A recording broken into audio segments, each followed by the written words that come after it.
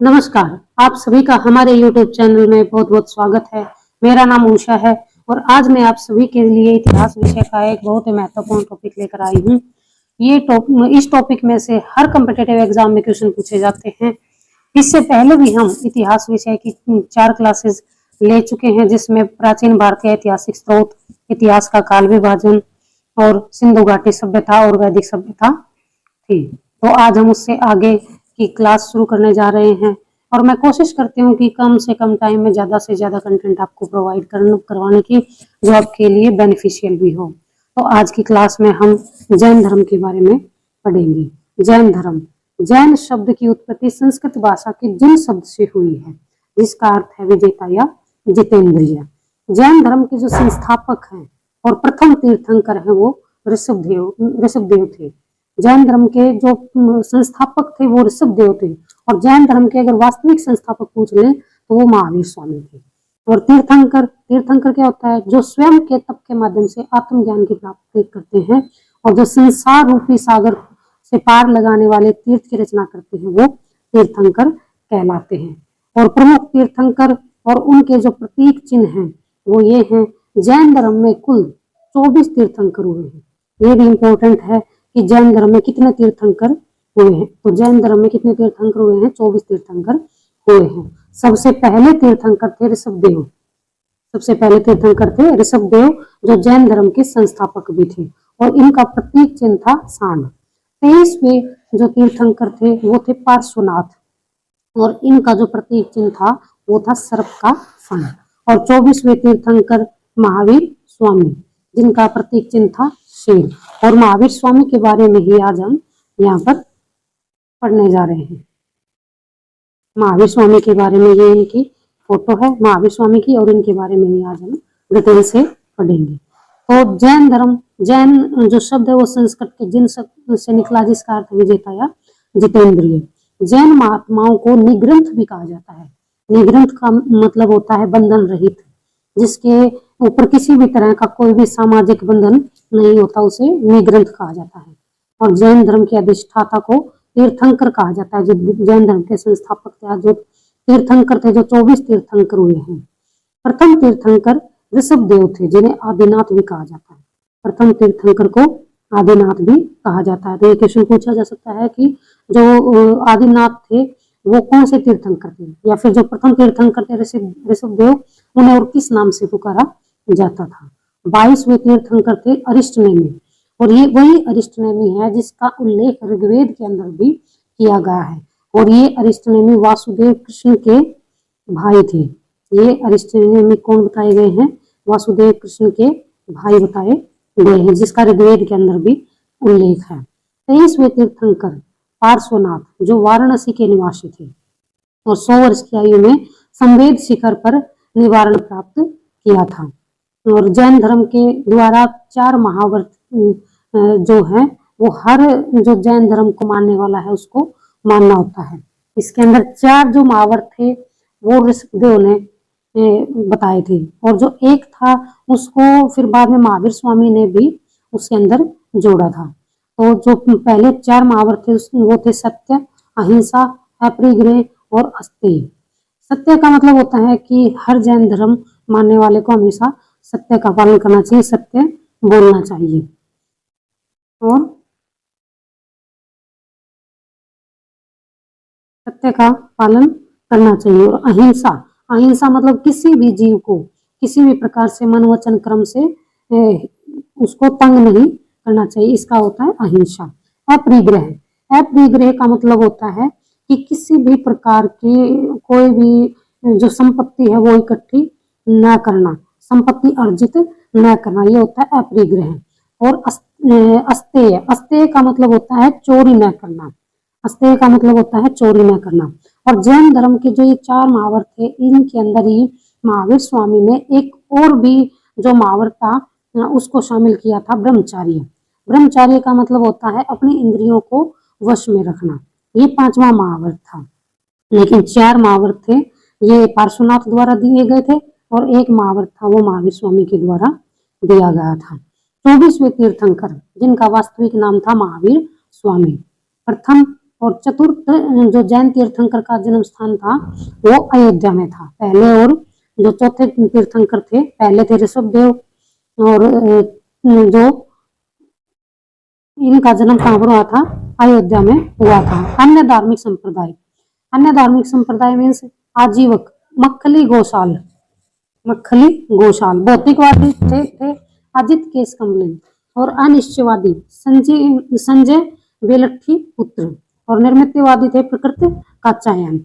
लेकिन इसमें हम सबसे पहले जो हमारे महावीर स्वामी हैं उनके बारे में देखेंगे। 24वें तीर्थंकर थे महावीर स्वामी। इनका जन्म 599 ईसा पूर्व में कुंडल ग्राम वैशाली बिहार में हुआ था। इनके पिता का नाम सिद्धार्थ था जो जात्रिक कुल के क्षत्रिय थे। माता का नाम त्रिशला देवी था जो लिच्छवी शासक चेटक थे उनकी बहन थी। इनकी पत्नी का नाम यशोदा था और पुत्री का नाम प्रियदर्शना था, और इनकी पुत्री को अणोजा भी कहा जाता है। प्रियदर्शना, ये क्वेश्चन पूछा जा सकता है कि जो महावीर स्वामी थे उनकी पुत्री का नाम क्या था, प्रियदर्शना, और उसे किस नाम से पुकारा जाता था, किस नाम से उसको बुलाया जाता था, अणोजा। दामाद थे इनके जामाली। जामाली ही इनके पहले शिष्य भी बने जिन्होंने इनसे दीक्षा ली थी। दूसरे शिष्य थे मक्खली या गोशाल जिन्होंने आजीवक संप्रदाय की स्थापना की थी। आजीवक संप्रदाय के संस्थापक थे। गृह त्याग, इन्होंने 30 वर्ष की आयु में गृह त्याग किया था। ज्ञान प्राप्ति 12 वर्ष की तपस्या के पश्चात इन्हें ज्ञान की प्राप्ति हुई थी। ज्ञान प्राप्ति को जैन धर्म के अंदर केवल्य बोला जाता है, और इनको जो झारखंड के संवेद शिखर है वहां पर ज्ञान की प्राप्ति हुई थी। ग्राम और ऋजुपालिका नदी के किनारे, ऋजुपालिका ये मोस्ट इंपोर्टेंट है, और ऋजुपालिका नदी के किनारे झारखंड में संवेद शिखर पर इनको ज्ञान की प्राप्ति हुई थी, और ज्ञान प्राप्ति के बाद ही इन्हें कैवल्य की प्राप्ति हुई थी। फिर निवारण मीन्स इनकी मृत्यु कब हुई थी। इनकी मृत्यु पावापुरी राजगृह बिहार में 72 वर्ष की आयु में 527 ईसा पूर्व में इनकी मृत्यु हुई थी।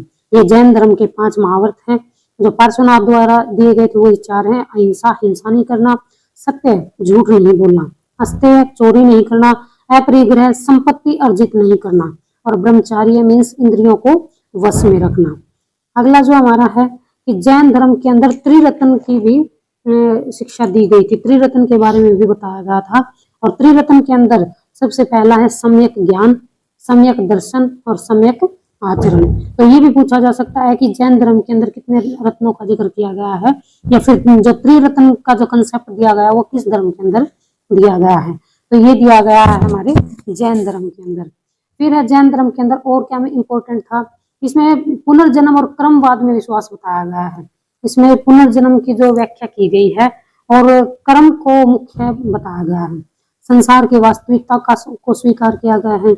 ईश्वर की स्वीकारोक्ति इसमें नहीं की गई। ये जो जैन धर्म में थे ईश्वर को नहीं मानते थे, ये प्रकृति को मानते थे, कर्म में विश्वास रखते थे, संसार की वास्तविकता को मानते थे। युद्ध और कृषि दोनों ही वर्जित थे जैन धर्म के लिए, कृषि और युद्ध, क्योंकि ये अहिंसा नहीं करते थे, और फिर ये भी बोलते थे कि संपत्ति अर्जित नहीं करनी चाहिए, तो इसलिए कृषि और युद्ध दोनों को ही वर्जित मानते थे, क्योंकि इन दोनों में ही जीवों की के प्रति हिंसा होती है। फिर जैन साहित्य, क्योंकि कोई भी धर्म होता है उसमें साहित्य का लिखा जाना भी लाजमी है, तो जैन साहित्य को आगम या सिद्धांत कहा जाता है। ये भी इंपॉर्टेंट लाइन है कि जैन साहित्य को क्या कहा जाता है, तो जैन साहित्य को आगम या सिद्धांत कहा जाता है। और इस सिद्धांत के अंदर या इस आगम के अंदर 12 अंग, 12 उपांग, 10 प्रकीर्णिक, 6 चंद सूत्र, 4 मूल सूत्र, 2 चूलिका सूत्र, नदी सूत्र और अनुप्रयोग है। कल्प सूत्र जो संस्कृत भाषा में लिखा गया है भद्रबाहु के द्वारा। प्राकृत भाषा का इस साहित्य के अंदर ज्यादा से ज्यादा प्रयोग किया गया है, और प्रमेय कमल मार्तंड प्रभाचंद्र आचार्य द्वारा ये रचित है साहित्य। अगला है परिशिष्ट पर्वन की रचना हेमचंद्र सूरी द्वारा की गई थी। भगवती सूत्र महावीर के जीवन पर प्रकाश डालता है। इसमें 16 महाजनपदों का भी उल्लेख किया गया है। आचार रंग सूत्र जैन भिक्षुओं के आचार और नियमों का उल्लेख किया गया है कि जैन भिक्षुओं का जीवन कैसा होना चाहिए, उन्हें किन नियमों का पालन करना चाहिए, ये आचार अंग सूत्र में वर्णित है। अगला है प्रमुख जैन संगीतियां। समय समय पर जो जैन धर्म था उसके अंदर सभाएं आयोजित की गई थी। इसमें 2 सभाएं मुख्यतः बताई गई है। पहली जो संगीतीय सभा थी वो पाटलिपुत्र बिहार में आयोजित की गई थी और इसके अध्यक्ष स्थूलभद्र थे और ये 300 ईसा पूर्व से 298 ईसा पूर्व के मध्य में आयोजित की गई थी। इसमें जैन धर्म को 2 भागों में विभाजित किया गया था, जिसमें दिगंबर और श्वेतांबर। दिगंबर और श्वेतांबर। दिगंबर दिगंबर मीन्स दिशाएं हैं जिसका अंबर है या दिशाएं हैं जिनके वस्त्र हैं, और श्वेतांबर मतलब श्वेत है अंबर जिसके यहाँ, जो श्वेत वस्त्र धारण करने वाले थे वो श्वेतांबर थे। और दिगंबर कोई वस्त्र धारण नहीं करते थे, वो दिशाओं को ही अपना वस्त्र मानते थे। इसके अंदर जैन धर्म में जो ये सभा हुई है पाटलिपुत्र के अंदर पहली सभा, इसमें 12 अंगों का प्रणयन किया गया है। द्वितीय सभा वल्लभी गुजरात में हुई थी। इस समय पर देवर्षि श्रवण या श्वेतांबर आचार्य थे। देवर्षि जो श्रवण थे ये श्वेतांबर आचार्य थे, क्योंकि इससे पहली सभा में जो जैन धर्म है वो 2 पार्ट में या 2 भागों में डिवाइड हो गया था, श्वेतांबर और दिगंबर। और जो द्वितीय सभा है ये 512 ईस्वी में आयोजित की गई थी और इसमें जो बिखरे हुए ग्रंथ थे, जो जैन साहित्य था, उनको संकलित करके उनको क्रमानुसार उनको लगाया गया था या क्रमानुसार उनका संकलन किया गया था।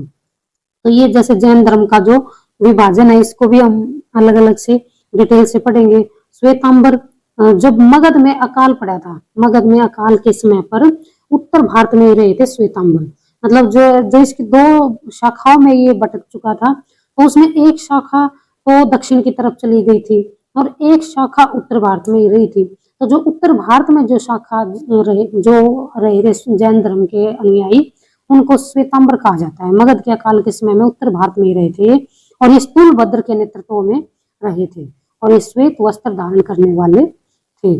और जो दिगंबर है, मगध में अकाल के समय पर प्राण बचाने के लिए ये दक्षिण भारत में कर्नाटक की ओर चले गए थे और ये भद्रबाहु के नेतृत्व में दिगंबर वस्त्र धारण ये नहीं करते थे। तो इसमें जो दिगंबर थे उसी के अंदर जो चंद्रगुप्त मौर्य थे, चंद्रगुप्त मौर्य भी इन्हीं के साथ में दक्षिण भारत में चले गए थे और वहीं पर उन्होंने जो स्वर्ण बेलगोला जगह है कर्नाटक के अंदर, वहां पर संलेखना विधि से अपने प्राण त्याग दिए थे। अब यहाँ पर जो ये संलेखना विधि है ये भी बहुत इंपॉर्टेंट है। संलेखना विधि एक ऐसी विधि होती है जिसके अंदर मनुष्य खाना पीना त्याग देता है, वो मतलब सांस भी कम लेता है और वो सब कुछ अन्न जल का त्याग कर देगा और अपने धीरे धीरे करके वो अपने प्राण त्याग देगा। तो ये संलेखना विधि होती है। अगला है इसके जो अनुयायी थे, जैन धर्म के मुख्य अनुयायी थे, उसमें चंद्रगुप्त मौर्य है, बिंदुसार है और बिंबसार है। बिंबसार जो है महावीर स्वामी और गौतम बुद्ध के ही समकालीन थे और उस समय की जो वास्तुकला है, रॉक कट गुफाएं, हाथी गुफाएं हैं, हाथी गुफाएं खारवेल उड़ीसा में है और उदयगिरी और खंडगिरी गुफाएं ये भी उड़ीसा में, ये इनके पिक्चर भी यहाँ पर दे रखी है।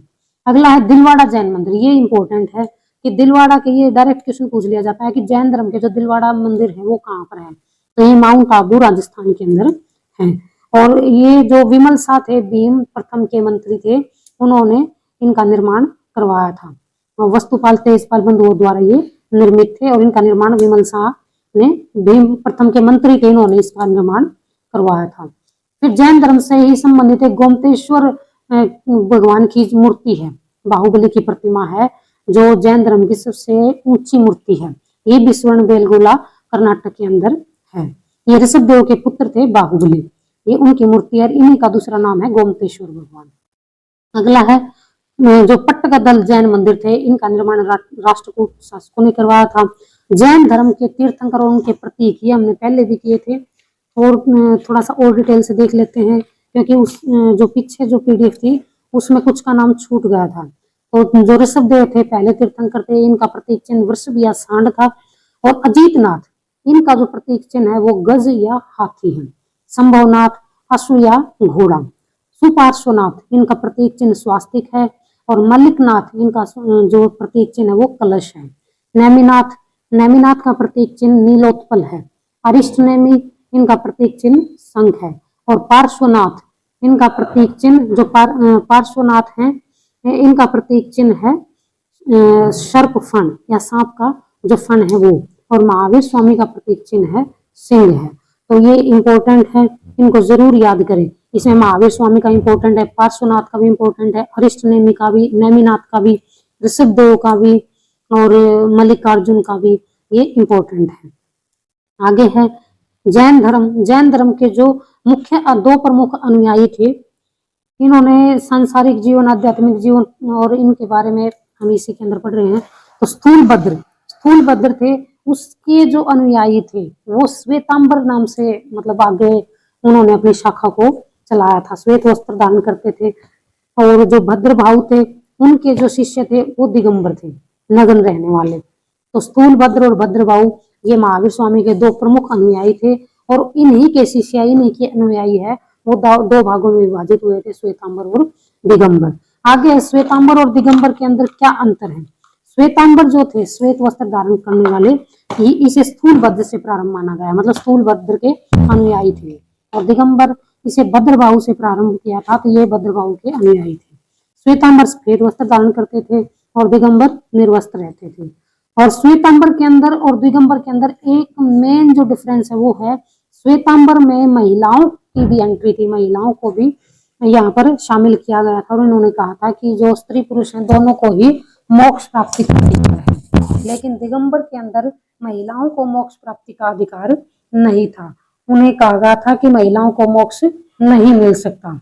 इसके लिए भी उन्होंने बताया कि अगर महिलाओं को मोक्ष लेना है तो उन्हें अपने कर्म अच्छे करने होंगे और फिर वो एक पुरुष के रूप में जन्म लेंगी और उसके बाद ही उन्हें जो है मोक्ष मिल सकता था। तो ये दिगंबर बोलते थे।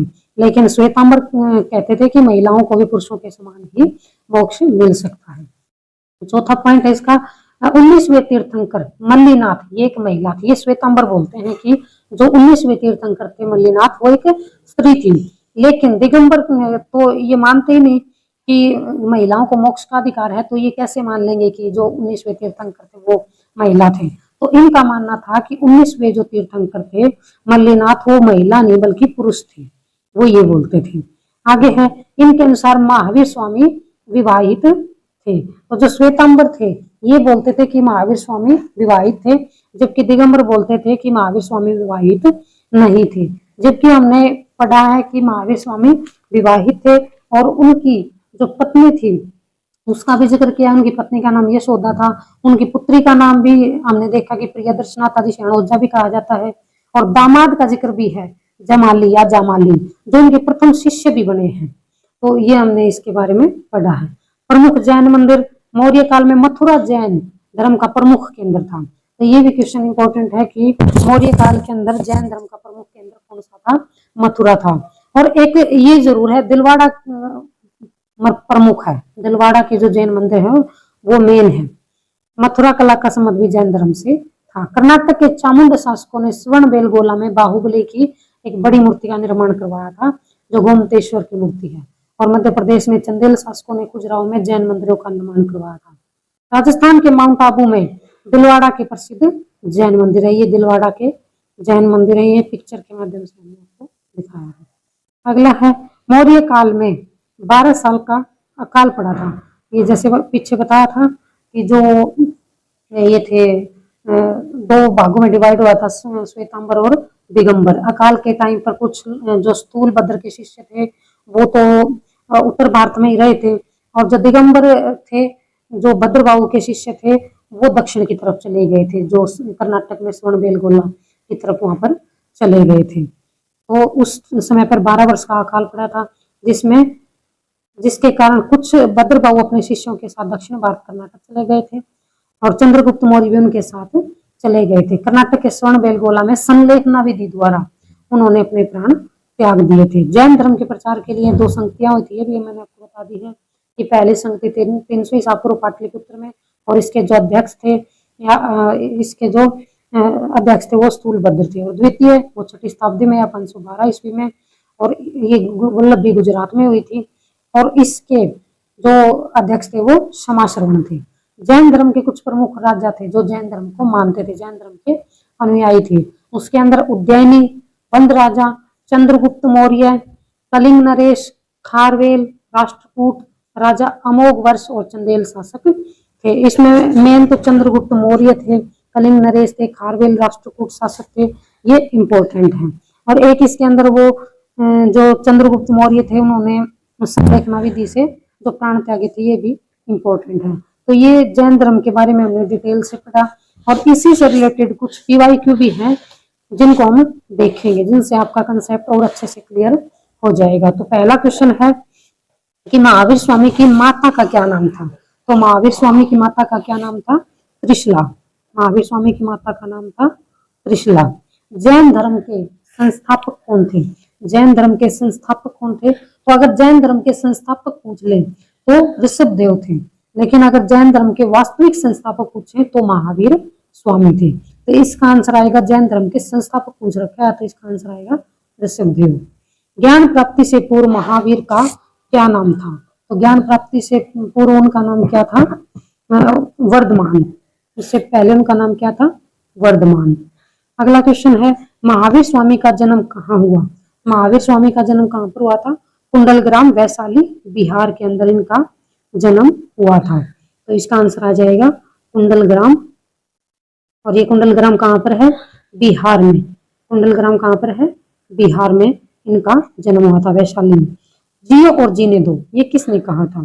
तो जियो और जीने दो ये अहिंसा के पुजारी थे जैन धर्म में, महावीर स्वामी ने कहा था जियो और जीने दो, महावीर स्वामी ने। स्वर्ण बेलगोला स्थित, स्वर्ण बेलगोला कहाँ पर है? तो स्वर्ण बेलगोला हमने अभी पढ़ा है कि कहाँ पर है, ये कर्नाटक के अंदर है, जहां पर चंद्रगुप्त मौर्य ने संलेखना विधि से प्राण त्यागे थे। अगला क्वेश्चन है, महावीर स्वामी का प्रथम शिष्य कौन था? तो ये भी इंपॉर्टेंट है कि महावीर स्वामी का प्रथम शिष्य कौन था। इनके प्रथम शिष्य थे जमाली या जामाली, जो इनके दामाद भी थे। इनकी पुत्री के पति थे। इनकी पुत्री का नाम क्या था? प्रियदर्शना, जिसे अनोजा भी कहा जाता है। निम्नलिखित में से किस नगर में प्रथम बौद्ध संगति हुई थी? तो पहली बौद्ध संगति है वो पाटलिपुत्र के बिहार में हुई थी। पाटलिपुत्र बिहार में हुई थी और इसके अध्यक्ष पाटलिपुत्र बिहार में हुई थी। और इसके अध्यक्ष कौन थे? इसके अध्यक्ष थे स्थूलभद्र। कब हुई थी ये? 300 ईसा पूर्व से 298 के बीच में। और इसी प्रथम बौद्ध संगति के अंदर जैन धर्म में दो भागों में विभाजित हुआ था, दिगंबर और श्वेतांबर। श्वेतांबर और दिगंबर। श्वेतांबर जो स्थूलभद्र के नेतृत्व में हुआ था और दिगंबर है वो भद्रबाहु के नेतृत्व में हुआ था। भारत के किस भाग में जैन धर्म का दिलवाड़ा मंदिर स्थित है? तो कहां पर है ये? माउंट आबू, राजस्थान में। जैन परंपरा के अनुसार जैन धर्म में कुल कितने तीर्थंकर हुए हैं? तो जैन परंपरा के में 24 तीर्थंकर मुख्यतः हुए हैं। जैन परंपरा के अनुसार महावीर कौन से तीर्थंकर थे? तो जैन परंपरा के अंदर महावीर कौन से तीर्थंकर थे? 24वें तीर्थंकर थे। अगला है, जैन धर्म में पूर्ण ज्ञान के लिए किस शब्द का उल्लेख हुआ है? तो जैन धर्म में जो ज्ञान प्राप्ति के लिए किस शब्द का उल्लेख हुआ है? केवल्य। किस शब्द का उल्लेख हुआ है? केवल्य। ज्ञान प्राप्ति के लिए केवल्य। निवारण का प्रयोग हुआ था जब जो जैन धर्म के अनुयायी हैं अपने प्राण त्याग देते हैं तो उसे निवारण बोलते हैं। और रत्न के बारे में हमने देखा कि त्रिरत्न दिए थे जैन धर्म के अंदर, सम्यक ज्ञान, सम्यक दर्शन और सम्यक आचरण। तो और जिन, जिन मतलब जो जिन है वो संस्कृत भाषा से लिया गया शब्द है जिसका अर्थ होता है विजेता या जिसने अपने इंद्रियों को जीत लिया हो, जितेंद्रिय। अगला क्वेश्चन है, जैन परंपरा के अनुसार जैन धर्म में कुल कितने तीर्थंकर हुए हैं? ये क्वेश्चन हमने कर लिया है, 24 तीर्थंकर हुए हैं इसके अंदर। और जैन परंपरा के अनुसार महावीर कौन से तीर्थंकर थे? 24वें तीर्थंकर थे। और पूर्ण ज्ञान के लिए किस शब्द का प्रयोग हुआ है? ये दोबारा से रिपीट हो गए, केवल्य शब्द का प्रयोग हुआ है। तो ये थे आज के कुछ महत्वपूर्ण क्वेश्चन और साथ में थ्योरी क्लास। तो आशा करती हूँ कि आपको ये पसंद आएंगे और इसको जरूर देखें और साथ के साथ इनको नोट भी करें ताकि आपके शॉर्ट्स नोट हैं वो तैयार हो जाएं। धन्यवाद।